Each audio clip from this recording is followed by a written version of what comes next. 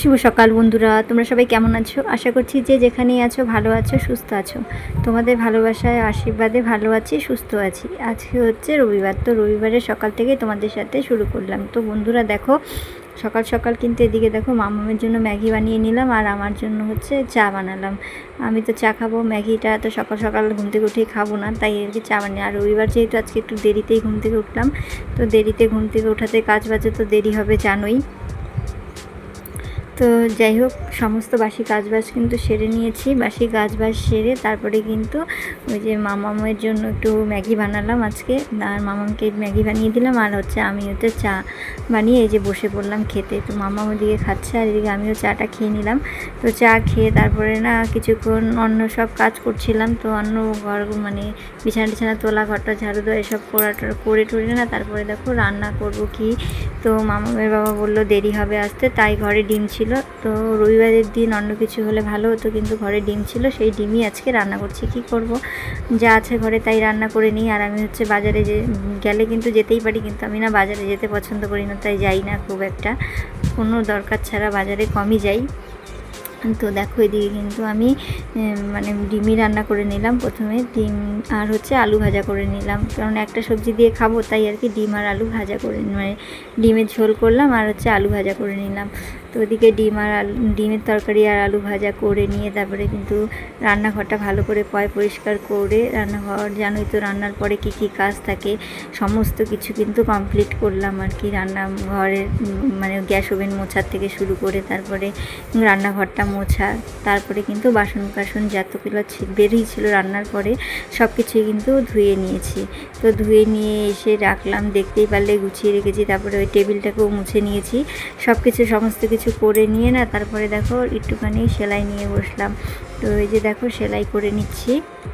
জানোই তো হাতে সময় পেলে সেই সময়টাকেই আমি কাজে লাগাই। কিভাবে তোমাদেরকে বলি, যে কোনো সময় কিন্তু আমি মানে হাতছাড়া করতে চাই না, মানে সমস্ত কাজগুলোই আমি অল্প সময় পেলেও করে নিতে চেষ্টা করি আর কি। ওদিকে দেখো আমি কিন্তু এই যে বললাম না, রান্না বান্না করে সমস্ত কাজ করে এই যে সেলাইটা নিয়ে বসলাম। তো এই যে দেখো সেলাইটা কমপ্লিট করে নিই, তারপরে হচ্ছে সেলাই কমপ্লিট করে তারপরে বিকেলের মানে দুপুরে খাওয়া দাওয়াটা সারবো স্নান টান করে। এখনও তো দেরি আছে, তাই তো দেখো এই যে আমি স্নান টান করে ফ্রেশ হয়ে দেখো ভাত মানে বেড়ে নিয়ে চলে এসেছি, কিন্তু এখনও ওদের পাত্তা নেই যে খাবারটা খেতে বসবে। এদিকে মামাম জানি কী করছিল, বিছানায় বসে বসে মানে পড়ারই কিছু আর কি করছিল। তো যাই হোক, তারপরে কিন্তু আমি বসে তারপর অনেকক্ষণ পরে ওরা বসলো, তারপরে খেয়ে দিয়ে নিলাম। তারপরে এটা কিন্তু পরের দিন সোমবারের ভিডিও, কারণ আর ভিডিওটা কন্টিনিউ করা হয়নি। তারপরে এই যে সোমবারে সকালবেলা দেখো পুজো দেওয়া হয়ে গেছে, কিন্তু পুজোটা কিন্তু আমি দিইনি, পুজোটা দিয়েছে মামামের বাবা। সোমবার করে তো মামামের বাবাই পুজো দেয়। তো যাই হোক, এদিকে সোমবারে পুজোটা দেওয়া হয়ে গেছে। তারপরে কিন্তু তারপরে দেখতে পারলে রান্না বান্না করলাম, আজকে একটা নিরামিষ তরকারি করলাম, কাঁকরোল ভাজা করলাম আর চাটনি, দেখলেই পারলে এই হচ্ছে আজকের মেনু। তারপরে দুপুরে মানে সকালে রান্না বান্না সেরে না গেছিলাম, একটা মিটিং ছিল, তো তোমাদের সাথে আর সেটা শেয়ার করতে পারিনি। আমাদের কাজের ব্যাপারেই, মানে একটা নতুন টালি শিট দিয়েছে, আমাদের মোবাইলেই তো কাজ করতে হয়, সেই ব্যাপারে আর কি। সুপারভাইজার যে আমাদের কাজে, সে আমাদের ডেকেছিল, তো তার সাথেই মিটিং করে আসা হলো, মানে যা যা আর কি কী করতে হবে সেগুলো সব বলে দিল, তাই আর কি। তারপরে কিন্তু দুপুরবেলা মানে রোদ্রুর মধ্যে গিয়েছিলাম না, এসে প্রচণ্ড মাথা ব্যথা করছিল, আর ভিডিওটা কন্টিনিউ করে নিয়ে এসে খাওয়া দাওয়া করে না একটু শুয়ে পড়েছিলাম। আর এদিকে তো মাম্মাম স্কুলে গেছে। তো যাই হোক, মামাম তো স্কুলে গেছে, স্কুল থেকে এসে আবার এই যে দেখো টিউশনিতেও চলে গেল।